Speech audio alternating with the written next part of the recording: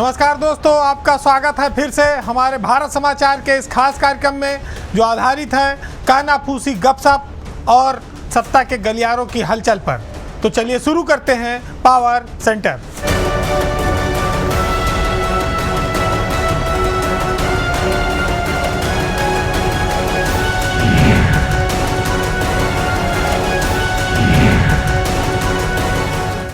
शुरुआत आज एक राजनीतिक खबर से।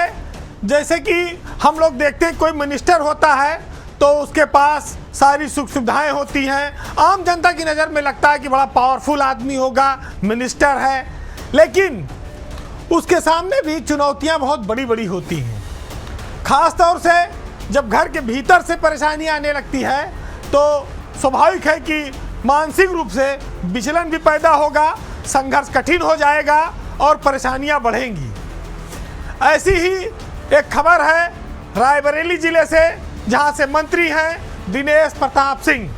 वो उत्तर प्रदेश की सरकार में मंत्री हैं, लेकिन उनको चुनौतियां चारों तरफ से घेरे हुए हैं। वो परेशान हैं उन चुनौतियों से, क्योंकि जब तक बात विपक्ष की पार्टी से लड़ने की थी तब तक तो ठीक था, लेकिन जब अपनी ही पार्टी के भीतर उनका विरोध हो तो स्वाभाविक है कि ये एक तरह से अपमान है।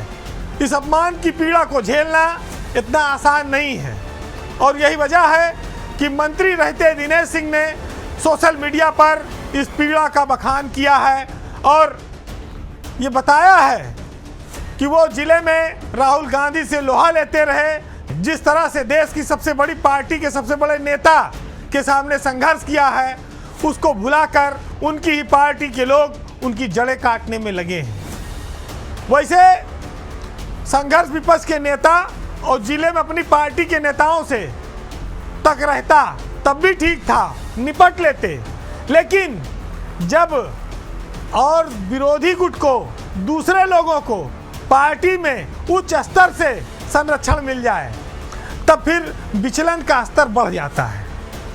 क्योंकि जब आपको जिले और राज्य दोनों जगहों पर पूरा सहयोग नहीं मिलेगा, भीतर घात होगा, तो टिकना, काम करना इतना आसान नहीं रह जाता है। तो वैसे ही एक मकड़ जाल में इन दिनों उत्तर प्रदेश के मंत्री दिनेश सिंह फंसे हुए हैं, घिरे हुए हैं। उनका दर्द सोशल मीडिया पर छलक रहा है।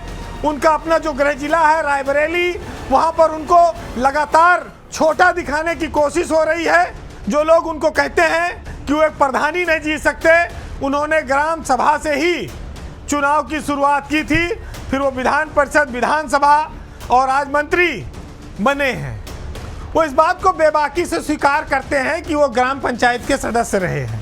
वैसे तो मंत्री दिनेश सिंह ने अपनी पोस्ट में संघर्ष का जिक्र किया है, वो भी विपक्ष के खिलाफ, राहुल गांधी के खिलाफ, लेकिन सच्चाई ये है कि वह अपनी ही पार्टी के कुछ विरोधी नेताओं को इसका जवाब दे रहे थे। इसको आप राहुल गांधी की तरफ सीधे ना देखा जाए। खास तौर से अदिति सिंह जो विधायक है रायबरेली की, वो एक चुनौती बनी हुई है दिनेश सिंह के लिए और पूरे रायबरेली के लोग इस बात को जानते हैं कि दिनेश सिंह की जो असली लड़ाई है वो राहुल गांधी से नहीं है, बल्कि अखिलेश सिंह की विरासत संभाल रही उनकी बेटी और अब भाजपा में जल्दी में आए मनोज पांडे से है। अदिति सिंह को ऊपर का आशीर्वाद मिला हुआ है, जिसके चलते डीएमएसपी उनको जिले में सलाम करते हैं। मनोज पांडे का भी भाजपा में आना जिले में वर्चस्व की एक नई जंग पैदा करता है। जिस विभाग के मंत्री हैं उसकी एक को फाइल वो दस्तखत नहीं कर सकते, क्योंकि परिषद में चेयरमैन मुख्यमंत्री हैं। एमडी या डायरेक्टर जो होता है मंडी परिषद का, वो सीधे मुख्यमंत्री को रिपोर्ट करता है, मंत्री को कुछ नहीं समझता है। तो जब उनकी सुनी नहीं जाती तो बिना विभाग के मंत्री टाइप के हो गए। आम महोत्सव एक बहुत बड़ा हुआ लखनऊ में, और उस आम महोत्सव में मुख्यमंत्री के साथ अदिति सिंह भी पहुंच गई। तो बहुत साफ है कि उनके विभाग का इतना बड़ा शो कार्यक्रम, सारे लोगों को बुलाया और वहां पर उनके विरोधी आके बैठ जाए, तो मन में पीड़ा तो रहेगी। और मनोज पांडे के आने के बाद से अब अदिति सिंह और मनोज पांडे दोनों ने अपना हाथ मिला लिया। अब दिनेश सिंह के खिलाफ जिले में रोज एक नई कंट्रोवर्सी। तो ब्यूरोक्रेसी की जो निरंकुशता है और जो विभाग के अधिकारों में कटौती है, इन दोनों समस्याओं से दिनेश सिंह जूझ रहे हैं। तो ये आप देखिए कि मंत्री बन जाना ही जीवन में सबसे बड़ा सुख नहीं है। मानसिक शांति तब मिलती है जब आप वाकई में स्वतंत्र प्रभार के साथ स्वतंत्र निर्णय ले सकते हो, स्वतंत्रता हो आपको काम करने की। अब एक खबर उत्तर प्रदेश के एक बहुत ईमानदार अफसर रहे उनकी है, क्योंकि भाई नेता लोग अगर अपने बेटे या बेटियों को आगे बढ़ाते हैं तो उनके ऊपर परिवारवाद का आरोप लग जाता है।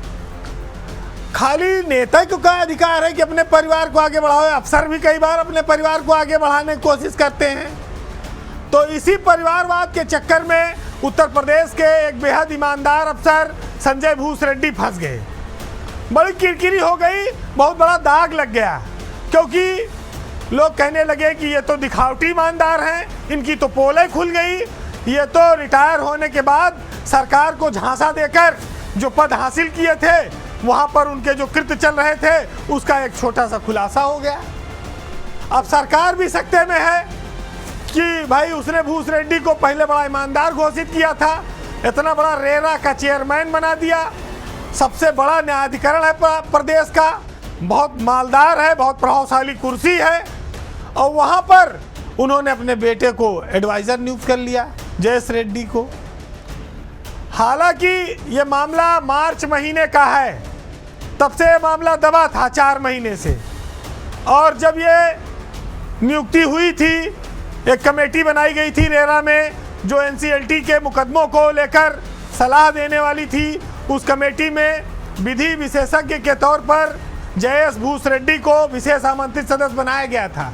वो चेयरमैन संजय भूसरेड्डी के बेटे हैं, सुप्रीम कोर्ट के वकील हैं, और उसके एक हफ्ते बाद फिर उनका जो कमेटी का गठन था वो निरस्त कर दिया गया, जयेश भूसरेड्डी को उस पद से हटा दिया गया।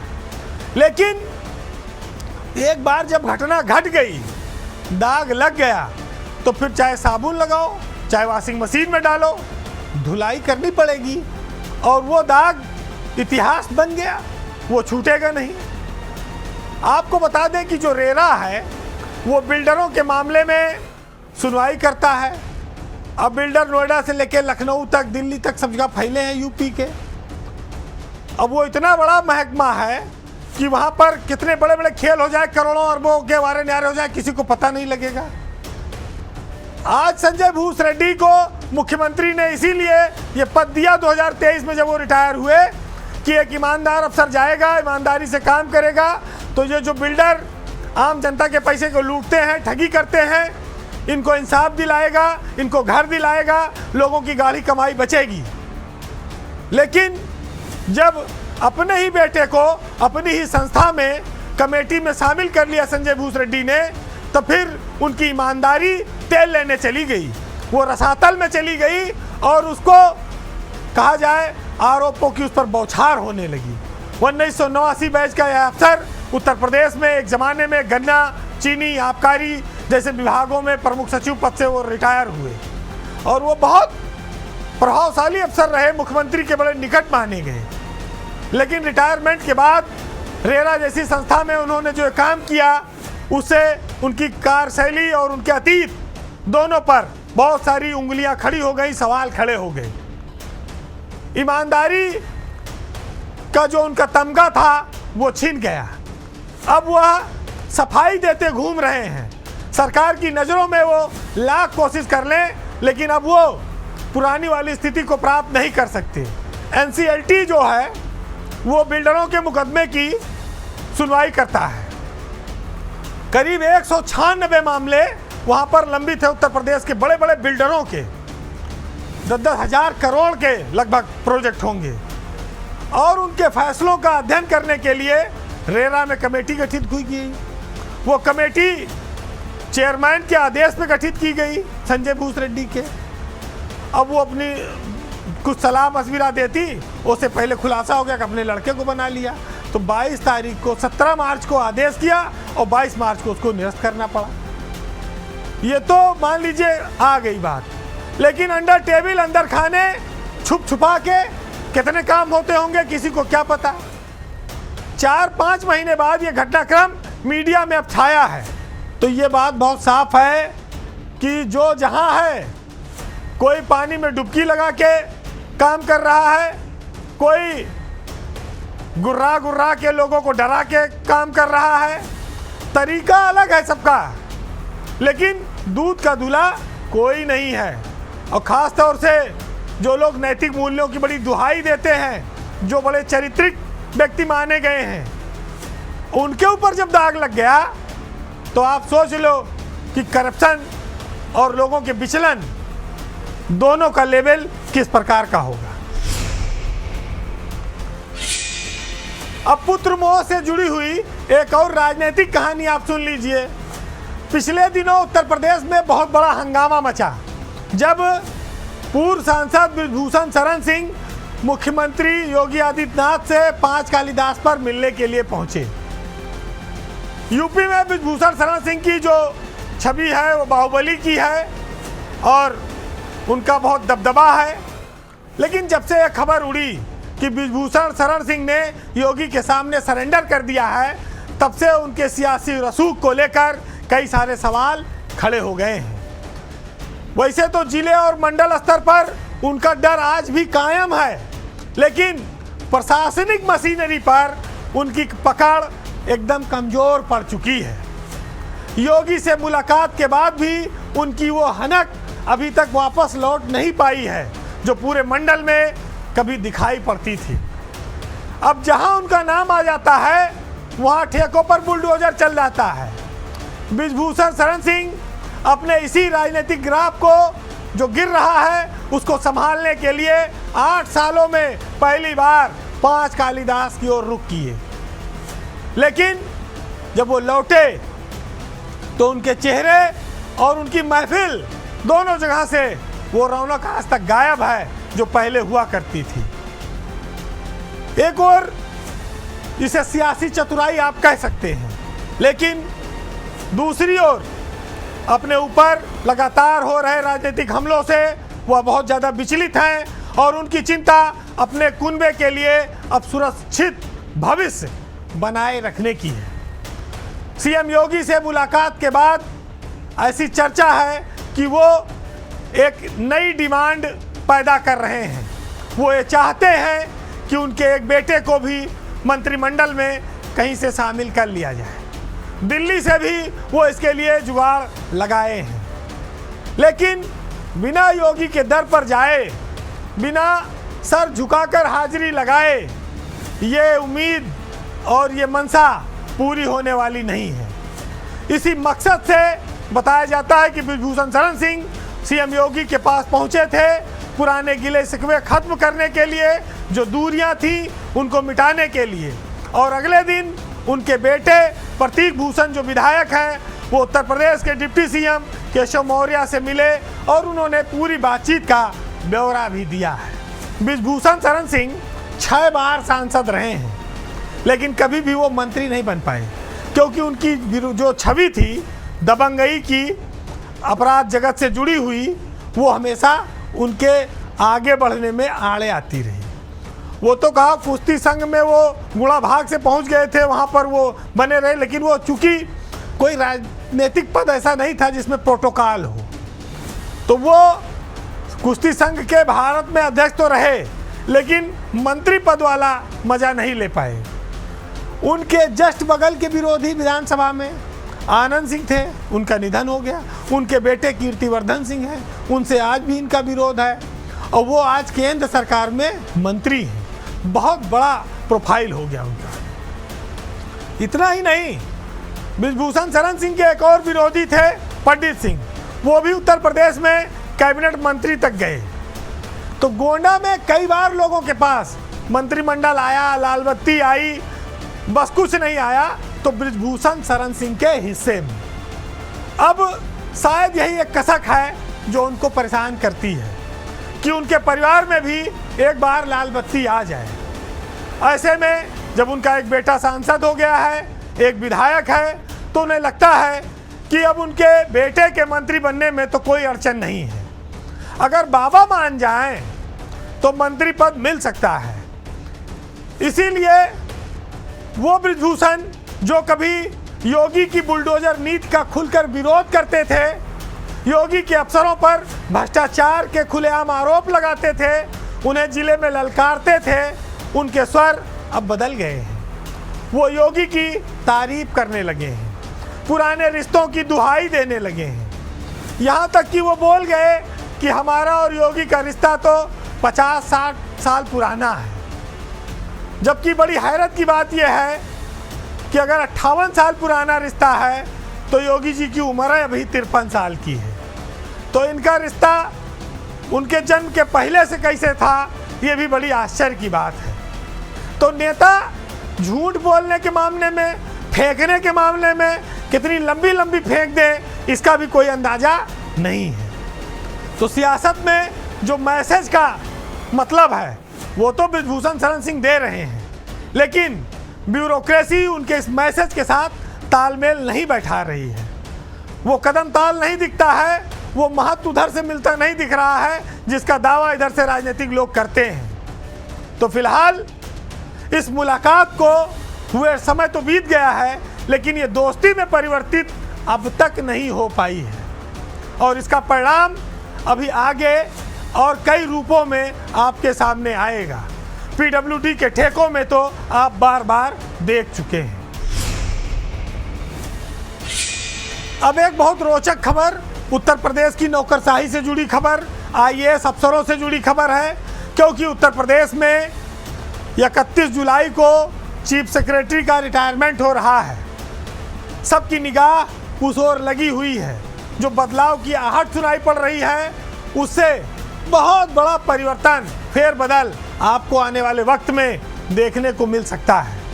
ये परिवर्तन अपर मुख्य सचिव और प्रमुख सचिव के स्तर पर होगा और इसकी तैयारियां भी काफ़ी हद तक शुरू हो चुकी हैं। बस खाली मामला रुका यह है कि 31 जुलाई को वर्तमान मुख्य सचिव मनोज कुमार सिंह, जिनका कार्यकाल का आखिरी दिन है, उनको क्या सेवा विस्तार मिलेगा या नहीं। इस निर्णय पर ही बहुत सारी चीज़ें निर्भर करेंगी। सबकी नज़र दिल्ली की ओर है कि वो क्या फैसला सुनाता है। लेकिन अगर मनोज कुमार सिंह का रिटायरमेंट हो गया 31 जुलाई को, तो आप देखिएगा कि इस परिवर्तन में अधिकारी ताश के पत्तों की तरफ फेंक दिए जाएंगे। और अगर मनोज सिंह का सेवा विस्तार हो गया तो फिर कुछ चुटपुट ही परिवर्तन होंगे, ज़्यादा की उम्मीद मत करिएगा। अगर मनोज कुमार सिंह यूपी के मुख्य सचिव नहीं रहते हैं तो किस तरह की आंधी आएगी, उसकी एक तस्वीर हम आपको छोटी सी दिखाना चाहते हैं। मनोज कुमार सिंह के पास मुख्य सचिव के साथ साथ आईआरडीसी और यूपीडा के सीईओ का भी पद है। ये 2 पद भी रिक्त हो जाएंगे। चीफ सेक्रेटरी तो होगा ही, ये 2 पद भी रिक्त होंगे। और जब ये पद रिक्त होंगे तो इस बार यूपीडा का सीईओ कोशिश करेगा कि प्रमुख सचिव औद्योगिक विकास जो है वो उसके पास जाए। और अगर मनोज सिंह हटते चीफ सेक्रेटरी पद से तो एसपी गोयल उत्तर प्रदेश में नए मुख्य सचिव बनाए जा सकते हैं। और अगर एसपी गोयल मुख्य सचिव बने तो फिर मुख्यमंत्री का एसीएस का पद खाली हो जाएगा। हालांकि संजय प्रसाद मुख्यमंत्री के प्रमुख सचिव हैं, लेकिन अगर एसीएस के रूप में किसी को लाया गया तो फिर वहाँ पर कई सारे नाम आ सकते हैं। पार्थसारथी सेन शर्मा का नाम भी चल रहा है कि वो मुख्यमंत्री कार्यालय में आ सकते हैं। वो इससे पहले एक बार पंचम तल में रहे हैं अखिलेश यादव की सरकार में। लेकिन जो सबसे प्रबल नाम है एसपी गोयल की जगह, वो है नरेंद्र भूषण का। वो अपर मुख्य सचिव लेवल के अफसर हैं, 1992 बैच के हैं। और अगर एसपी गोयल चीफ सेक्रेटरी बनते हैं तो नरेंद्र भूषण को पंचम तल में लाया जा सकता है। एसपी गोयल चीफ सेक्रेटरी के साथ साथ आईआईडीसी का पद भी अपने पास ही रखना चाहेंगे, क्योंकि ये दोनों पद ताकतवर हैं और नोएडा अथॉरिटी के चेयरमैन भी रहता है आईआईडीसी। तो ये कोई छोड़ता नहीं चीफ सेक्रेटरी इसके लिए। दूसरा समीकरण ये बनता है कि सरकार नए चीफ सेक्रेटरी के साथ ही फिर नियुक्ति सचिव भी बदलेगी, यानी कि एम देवराज को नियुक्ति विभाग से किसी दूसरे विभाग में भेजा जाएगा। एम देवराज से फिर सेल टैक्स का, जीएसटी का जो चार्ज है वो भी हटेगा। ऐसी चर्चा है कि वो स्वास्थ्य विभाग में भेजे जा सकते हैं। अब जब नियुक्ति खाली होगा तो वहां कौन आएगा? अब नियुक्ति के लिए देखिए 2 नाम हैं। एक है अनुराग श्रीवास्तव 1992 बैच के, कि उनको नियुक्ति के साथ साथ सेल टैक्स दिया जाए, उनकी अच्छी छवि है। और दूसरा है कि प्रमुख सचिव औद्योगिक विकास आलोक कुमार को नियुक्ति के साथ सेल टैक्स दे दिया जाए और अनुराग श्रीवास्तव को औद्योगिक विकास में एसीएस के तौर पर लाया जाए और यूपीडा का सीईओ बना दिया जाए। ये भी समीकरण बन रहा है। अब बचे पार्थसारथी सेन शर्मा, उनको भी स्वास्थ्य विभाग से हटाकर बिजली विभाग में पार्थसारथी सेन शर्मा को लाने की तैयारी है और उनकी जगह पर हो सकता है कि आशीष गोयल को स्वास्थ्य में भेज दिया जाए। अगर वो उधर गए तो फिर देवराज को किसी दूसरे विभाग में भेजा जाएगा। बहुत बड़े परिवर्तन की उम्मीद चल रही है। 31 जुलाई की जो तारीख होगी वो बहुत महत्वपूर्ण होगी। यूपी की ब्यूरोक्रेसी में शीर्ष लेवल पर काफ़ी बड़े परिवर्तन होने हैं। कई ऐसे अफसर हैं जो लंबे समय से हैं। अगर एसपी गोयल को देख लीजिए, अनुराग श्रीवास्तव को देख लीजिए, तो ये सब लंबे समय से एक एक पद पर जमे हैं। कुछ और भी परिवर्तन हो जाए तो कोई आश्चर्य नहीं होगा, जिसमें नगर विकास में अमृत अभिजात है। अमृत अभिजात को भी सरकार बिजली विभाग में ला सकती है या नियुक्ति विभाग का चार्ज दे सकती है। वो भी 95 बैच हैं, प्रमुख सचिव लेवल हैं, लेकिन अब सीनियर हो चुके हैं। तो यूपी की ब्यूरोक्रेसी में परिवर्तन होने वाला है। योगी सरकार इस बात का इंतजार कर रही है कि 31 जुलाई को क्या निर्णय होता है। फिलहाल आज के पावर सेंटर में इतना ही। जाते जाते ब्यूरोक्रेसी के साथ साथ सियासत में भी जो उठापटक चल रही है, उन दोनों के तालमेल पर मंजर भोपाली साहब का ये शेर बहुत महत्वपूर्ण है। उसकी लाइनें बड़ी इम्पॉर्टेंट हैं, तो सुनिएगा कि जिनको भी आग लगाने का हुनर आता है वो ही ऐवाने सियासत में नज़र आता है। अनगिनत साल का जलता हुआ बूढ़ा सूरज, जाने क्यों रोज सवेरे मेरे घर आता है। और खाली दामन है यहाँ पेड़ लगाने वाले, और हिस्से में लुटेरों के समर आता है। नमस्कार।